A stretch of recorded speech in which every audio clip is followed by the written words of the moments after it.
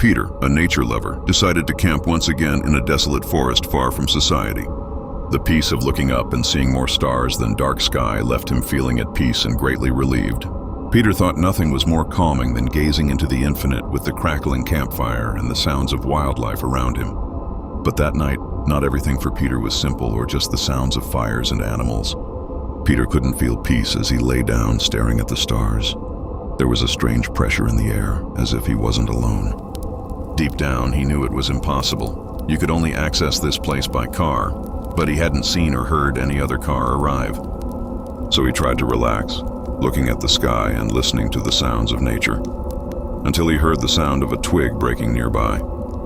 Peter immediately got up and looked around. He turned on his camera and a powerful flashlight to try to see what surrounded him. Nothing. Empty. Dark. Nothing but his car 5 meters away and the campfire, which was still sending up smoke and some sparks. The feeling of being watched lingered in the air. Peter decided to take a walk around the forest, never losing sight of his fire. He got up, put on his coat, grabbed his flashlight and a heavy stick for protection. After all, you never know what you might encounter. He started walking north. Every time he looked back, he could see the fire, so he kept walking until the light hit something that wasn't a tree, wasn't an animal, and wasn't a person. The light revealed a structure leaning against a tree, a small cabin made of wood, sticks, and leaves, with an old sheet draped over it, full of holes. Peter approached, calling out to anyone who might be nearby.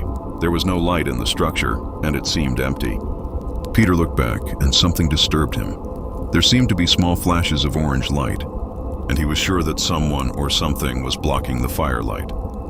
Peter ran toward the fire, where all his belongings were. When he arrived, everything seemed normal. Fire still burning, food still in his bag, and the small canteen with boiling water on the fire.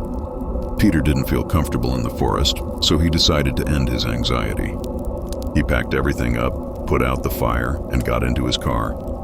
Keeping the lights on, Peter packed his gear into the trunk and got into the car. He took the keys from his pocket and inserted them into the ignition to start the drive back home. As he started the car, he realized that he had just now taken the keys. The car wasn't locked, but he was sure he always locked it. His heart began to race, fear at its highest level. He decided to breathe and start driving out of the forest. When he turned to begin the maneuver, a shadow was behind him. Not behind the car, but behind his seat. Peter jumped out of the car so quickly that he fell to the ground, grabbed the first rock he could find, and shouted toward the car. No one answered. No one was there. Suddenly, another twig snapped. His eyes turned as fast as possible. The last thing Peter saw was thousands of sparks flying after someone had run past his old campfire. The back door of the car was open. A stone in his hand, nerves and fear at their highest, and a sense of peace in his heart for having escaped unscathed. Did you enjoy this story? If you want more dark and mysterious tales, don't forget to leave a like. Subscribe to Hollow Voices and dive even deeper into the unknown. Turn on notifications so you never miss a whisper of terror. Fear is waiting for you. Are you ready?